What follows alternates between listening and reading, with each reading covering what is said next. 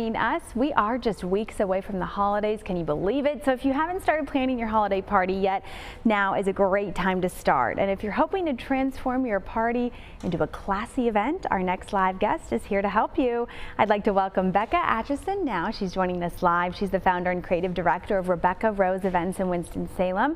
Becca, great to have you back. Good morning.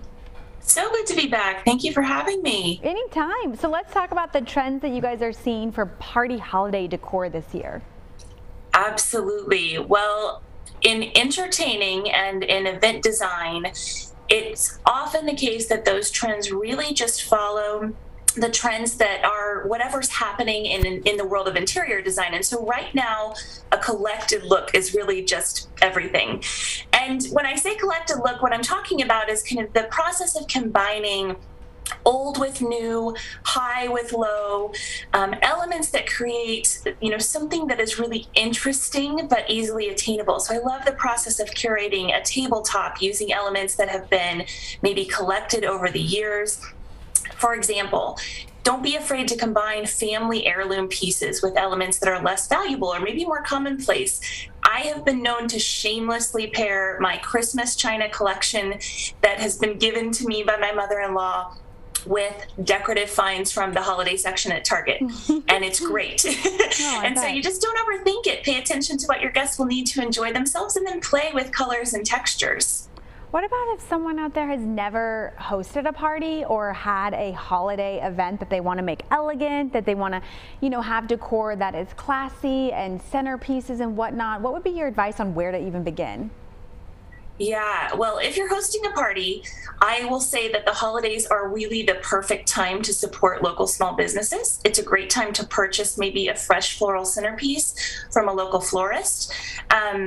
They can really create something for you that incorporates maybe fresh evergreens or seasonal foliage that's long lasting, and so you can enjoy it for more than just one evening, which is nice. Perhaps something for your fireplace mantle or your tabletop. But if you're someone who's maybe more a little bit creatively inclined yourself, or you're just trying to be frugal, don't let this be intimidating. You can create decor and centerpieces pretty easily, and you don't have to be an experienced floral designer to do so. You can forage greenery from your own yard.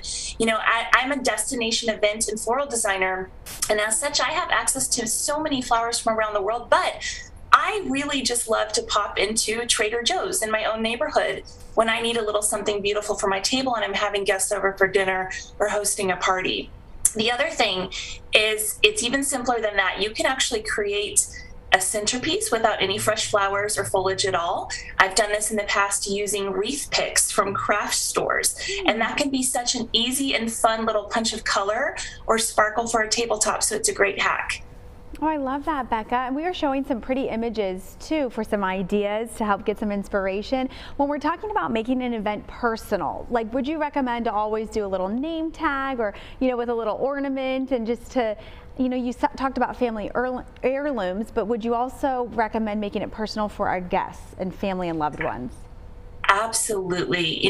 I think it is always a treat to sit down at a table knowing that a place was created just for you. And then when you're a guest in someone's home or at an event, that makes you feel noticed and cared for and loved.